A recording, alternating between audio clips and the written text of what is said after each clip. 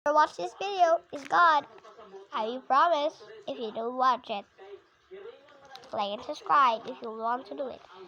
Click. Iisa sa puso ko, di kaya di na ba magbabago? Ako ang pinili sa dami ng ibang nirereto. Told you, he's God, but I have more videos. Watch it. Si Jesus ang tanging daan patungo sa Ama. Sinabi ni Jesus sa kanila, "Huwag kayong mabagabag. Magtiwala kayo sa Diyos at magtiwala rin kayo sa akin. Sa tahanan ng aking Ama ay maraming silid. Pupunta ako roon para ipaghanda kayo ng lugar. Hindi ko ito sasabihin kung hindi ito totoo. Kapag naroon na ako at naipaghanda na kayo ng lugar, babalik ako at isasama kayo, upang kung nasaan ako, ay naroon din kayo. At alam nyo na ang daan papunta